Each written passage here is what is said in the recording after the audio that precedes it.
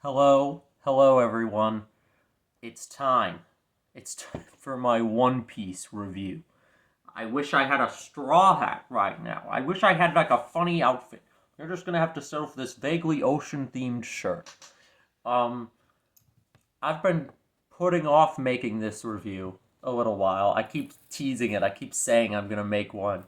Uh, but I wanted to get this done. I wanted to get this done now. I wanted to get this done like November. Because it's been 3 months since the One Piece live action Netflix adaptation came out. And since then, I have watched, I think I'm 300 something episodes in. I'm in the middle of Thriller Bark. I think I just finished episode 355, I think, literally just like a minute ago.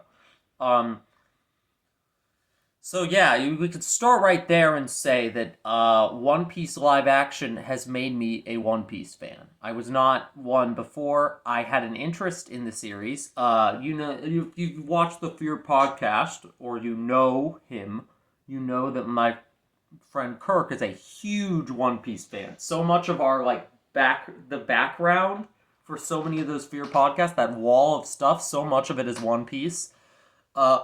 And the world, like, just a story with that's so long, and a world that's so, like, the scale of the world building involved has always intrigued me. I have always been intrigued and a little bit intimidated by One Piece. I watched a little bit of it in like 2021, but I didn't get very far. I stopped in the middle of the Orange Town buggy arc, because the pacing of the anime is just, it's very slow. Uh, and that we're not here to talk about the anime. We're here to talk about something that actually fixes the pacing issues of the anime. Uh, because the live action One Piece is the version of One Piece to try out. If you're intimidated by One Piece, if you're like if you're like me and you've always been interested and you think it's something you would like, but you're intimidated by its length and its scope, watch the live action show. Worst case scenario, you'll watch, even if you don't have time to keep watching or reading after the live action, just watch the live action. Start your journey. This is a video telling you, begging you to start your One Piece journey, whoever is watching this. And then when you do, come talk to me about One Piece, because I'm obsessed with it now. And this was all thanks to the live action adaptation. So let's get into what makes this so good. I wanted to talk about it way back when it came out, but there was the actor strike. We brought it up on the Fear podcast, so we wanted to talk about it. We haven't made a new Fear podcast since then, so I'm doing my own video on it, and this will probably not be the last video. It definitely won't be the last video on it, because there are countless potential future seasons. This is really the golden goose of IP for Netflix, and I have no love. My love for Netflix as a company has dwindled over the years. I mean, not that I ever loved Netflix, the company, but the thing about Netflix is they offer a lot of creative freedom to the people working under them. So sometimes that manifests in really awesome projects. A lot of my favorite TV shows ever are on Netflix. But they also, the lack of creative oversight, there's also just a lot of schlock. They'll greenlight anything. And they also have a really bad habit of canceling things before that thing has reached its end destination. So I think a lot of people, myself included, were like, oh, Netflix One Piece? Like, Netflix does not exactly have the best track record with anime and anime adaptations. And they do not have the best track record with making long-form series that don't get canceled after a few seasons. So I think there's a lot of fear that, like, is this One Piece show going to be good? Even if it is it going to stick around, or is it going to get canceled? Like, and really, we got what I would consider an insane. It's been 3 months, and I'm still baffled at the just absolute best case scenario results that we could have gotten. Like, not only is it a good show on its own, it's also adaptation wise one of the strongest I've ever seen, and it was super popular. So we're getting more seasons. Will we get enough seasons to get all the way to the end of the story? The end of the story that hasn't even been finished writing yet? Probably not. They'll probably make up their own ending that, like, sort of ties into whatever Oda's ending is, but isn't, but is like their own jumping forward. And I'm prepared for that. I'm prepared for the end of the live action to be like weird. Uh, but as long as Netflix doesn't cancel it without giving them time to actually end the story, they're on good terms right now. If they just cancel it unceremoniously and are like, yeah, you don't get to finish it, fuck you, Netflix is back on my shit list. In fact, more on my shit list than ever before. Because despite now watching the anime and keeping up with it, I have a really strong desire still to see how the live action plays out. The way that they adapt the story is different enough from the anime, just in terms of pacing and tone and narrative choices, that I really, really want to see where it goes. But before I get into the narrative aspects of it, I need to talk about how good the adaptation of it is. Just on a pure, like, here's the fan servicey things you want brought to the screen. The casting is phenomenal. Everybody said it. Inaki Godoy, the lead, just is Luffy. Like, if you watch an interview with him, he just bleeds. He just, like, is that character in the real world. Like, and I don't think it's the rare case where I actually do not think there is anyone out there, not just anyone like famous or anyone successful in acting. I just don't think there is another human being on planet Earth, another human being on planet Earth who could play Luffy as well as he plays Luffy, who could play Luffy in live action specifically as well as he plays Luffy, because there's some subtle differences to these characters where they're very extreme in the anime, they're very over the top, and the live action dials them back to a reasonable level that I think is more approachable, especially if you're not a frequent anime shonen watcher, because this video is also addressed to you. Even if you don't watch anime, especially if you don't watch anime, and you've heard your anime-loving friends talk about One Piece, watch the live-action show. It's 8 episodes, and it doesn't feel extremely anime. I think the biggest strength of the live-action for me is that it fixes the pacing of the anime specifically. I haven't read the manga. I probably will at some point when I feel like rewatching, but I assume that pacing's a little better there. But anyway, it fixes the pacing and removes One Piece from the limitations of the shonen genre. Shonen being the, like, action weekly manga series, where it's like, suddenly in live action, the focus is not how many fights can we get in here, how many battle encounter scenarios, like video game style, build up to a boss in each arc. So with live action, suddenly the focus is the character bonds, the world building, the storytelling, aka the things that, in my opinion, people actually like, the things that actually make One Piece special and different from other manga and anime within the genre. Because that's why it's like incredible. It kind of is unrivaled just in terms of, like, 25 years of just one continuous ongoing story that is set in one world and, like, builds on itself.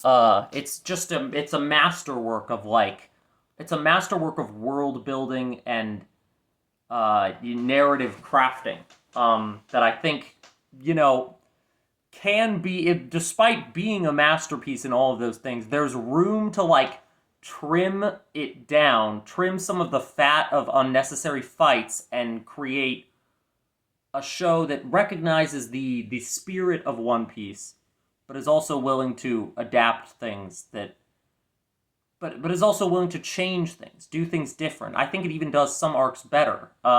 There's the Syrup Village arc, which is where Usopp is introduced. When I returned to my anime journey after watching the live action, Syrup Village is bad. I think it's a bad arc, and it's it's very early in the run. It's like right after the Buggy arc, and in that arc in the anime is just a long, painful fight on a hill. What they did with it in the live action is so much more interesting. They made it like this mystery thriller kind of thing where the bad guy whose evil scheme is to like he's pretending to be a butler so he can kill this girl and steal her money. His plan makes no sense in the anime and manga. But in the live action, they changed it to where he's like in her house, and the whole plot kind of takes place in her house, and he's hunting her down in there. There are some flaws to this change. I think like it leaves Usopp as a character less explored than he was in the source material, and I think the live action in general still needs to do.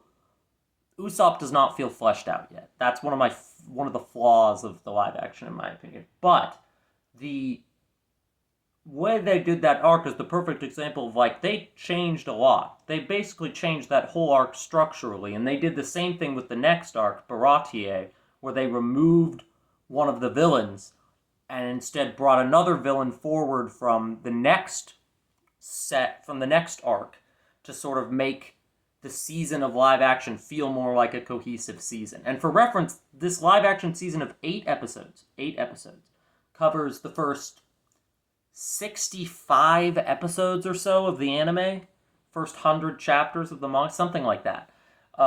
It's crazy. I did not expect that going in. I expected to get mostly an adaptation of things I'd already seen, but by episode 3, we were already past things I had already seen. I did watch enough. Speaking of Buggy, let's go back to Buggy because speaking of great casting, I think the 3 best actors in this show, the ones who give the best performance with these characters, are Inaki Godoy as Luffy, Emily Rudd as Nami, and Jeff Ward as Buggy. All 3 of them were given characters with a lot going on. Nami has this really tragic backstory that is a big part of the season. Her through line of an arc is essentially what the emotional core of season 1 of this show, because season 1 goes up through Arlong Park, which is where her arc resolves, essentially. I mean, she still has more character development later, but that's where the focus on her resolves. And she kills it. There's a legendary scene, the Help Me scene, that she just kills. Even better than the anime, which is crazy. And it just seeing really dramatic emotional scenes like that in live action does, I can appreciate the actors' performances more. I love this cast. It's not just Nami and Luffy, it's Sanji, it's Usopp, who despite being underdeveloped, the actor brings a lot to it. It's Zoro, and it's Buggy. He's not a member of the Straw Hats, but oh my god, he did a good job. He was the first sign for me that maybe they were cooking with this show, because a couple years ago they were announcing cast lists. They announced Jeff Ward is Buggy the Clown. Now, I've seen Jeff Ward. He's an actor I'm familiar with. He was on Agents of S.H.I.E.L.D., the Marvel TV spin-off show from several years ago. He was one of the characters in the later seasons called Deke. And then he was also in a show I watched called Brand New Cherry Flavor, but that was after he'd been announced to be in One Piece. So at the time, I only knew him from Agents of S.H.I.E.L.D. But just from knowing him from Agents of S.H.I.E.L.D., I'm thinking about his character in that show is both funny and kind of a jerk. So I'm this guy could probably do Buggy. he can do the like likable doofus who's also kind of a scary dick. Uh, and that's exactly what we get with Buggy, with a twinge of showboating director actor, uh, demanding everybody like director throwing a temper tantrum. That's what I think he doesn't play it like Joker. It'd be very easy to take because Buggy, for reference, is a crazy clown character. He's an evil clown pirate. It would be very easy to just do like pirate Joker. He does not feel like the Joker to me.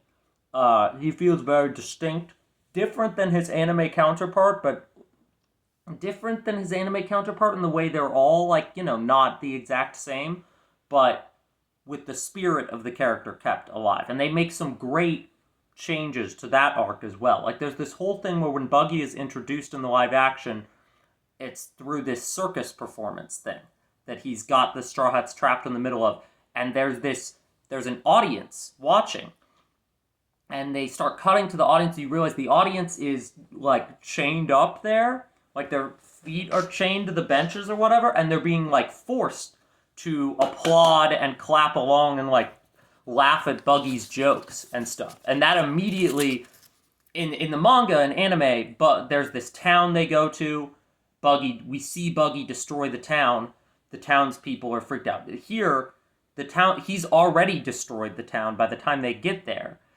And he's forcing the townspeople to be his like live audience just for funsies. That's an immediate establishment of his character, like so quickly. You don't have like, that's a great example of the kind of thing I'm talking about that this live action does, which is like understanding the core of every character and scenario and just like finding creative ways, whether it's through whether it's through keeping things and cutting other things, or whether it's through coming up with new things that just immediately get to the core and make you understand what the scenario is. Like you see this chained up audience and you immediately know, okay, this is the kind of like crazy evil that Buggy is, but it's also it's a funny gag and oh,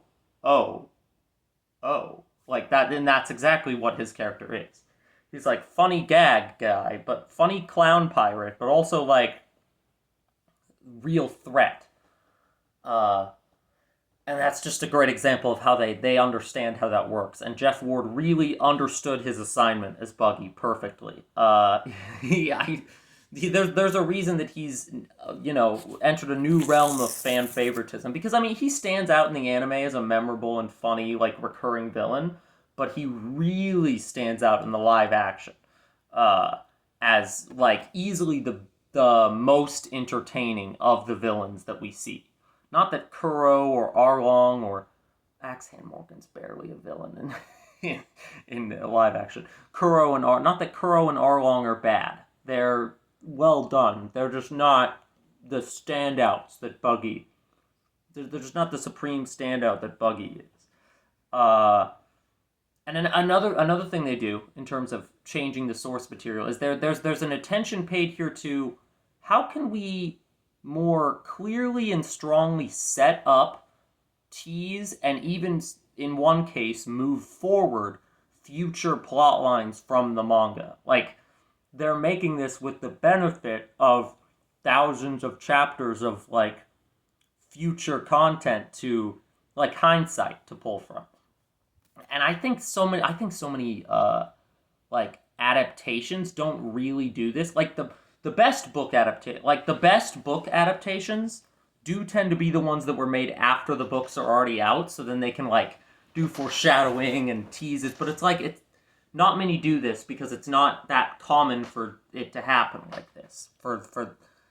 And in manga adaptations especially, it's unheard of. That's what before this show we've been dealing. The anime adaptations were at best versions of the concept that did their own thing, but were still somewhat entertaining. See the Death Note movie.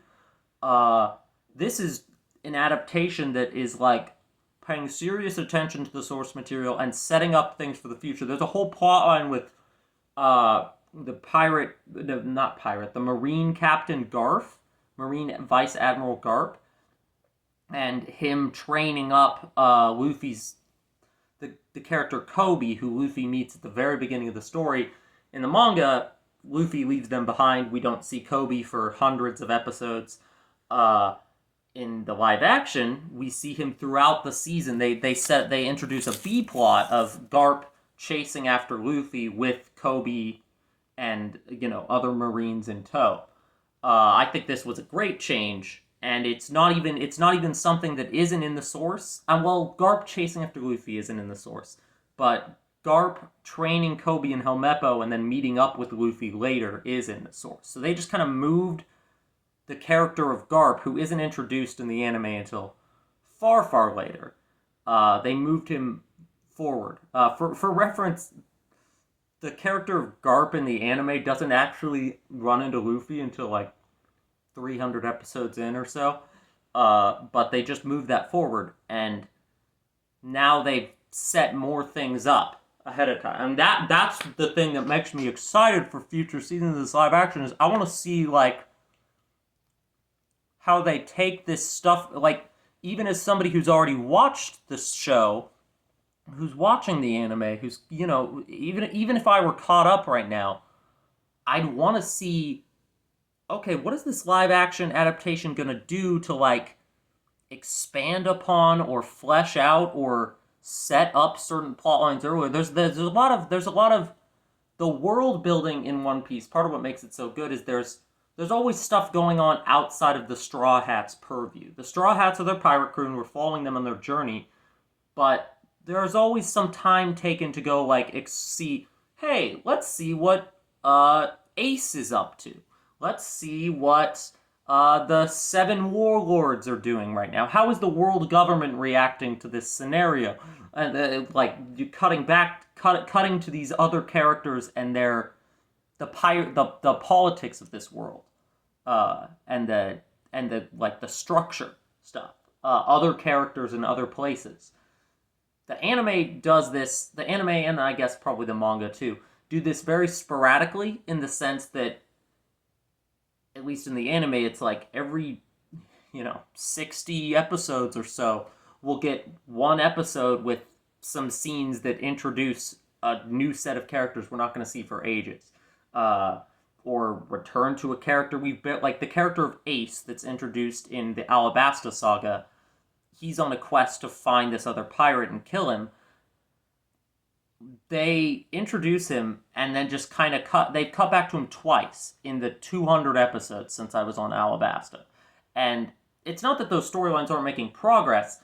As I watch them, I can't help but imagine how Ace chasing after the pirate Blackbeard, or I guess that's really the most notable one I can think of right now, because I'm not far enough in to have it, but like plotlines like Ace chasing after Blackbeard could easily be expanded into B plots or C plots of future. Give these characters, because there's characters like Ace and Shanks that are very popular characters that barely get any screen time in the anime, that are barely in the manga.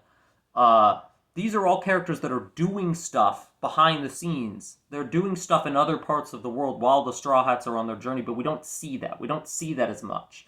The live action, just in Season 1, has already demonstrated more of a willingness to cut away from the main crew and follow other characters sometimes.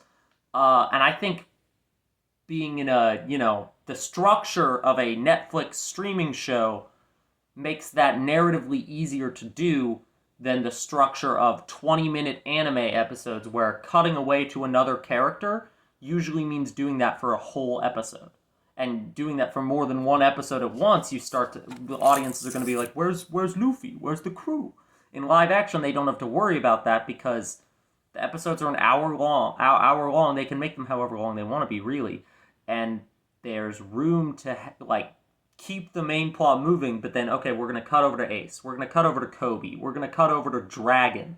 We're going to cut to the 7 warlords meeting. All of these things can be far more elegantly interspersed into the narrative. And I'm really interested to see, how much of that they do. I hope they do like lean into that and try to like maybe not necessarily move things forward, but just like show us more of the world outside of the Straw Hats' immediate view and like set things up that way more organically. Whereas the anime sometimes has to like stop and explain things to the viewer. I think the live action can really elegantly not have to do that. Like, this concept of the Seven Warlords is introduced in the live action through the character of Mihawk. Basically, the Seven Warlords are these pirates that work for the government, kind of. Their actions are permitted by the government in exchange for, like, you know, their help. And this is introduced through the GARP subplot. They introduce this concept much more organically than having to have somebody explain. I think they do have somebody explain what the Seven Warlords are, but it's kind of they immediately start examining the moral conflict of the Seven Warlords. And it's that kind of thing. It's like this live action adaptation it isn't good because it's not content to just take the source and make up its own story about it, and it's not even content to just take the scenes and story from the original and adapt them exactly as written, no changes.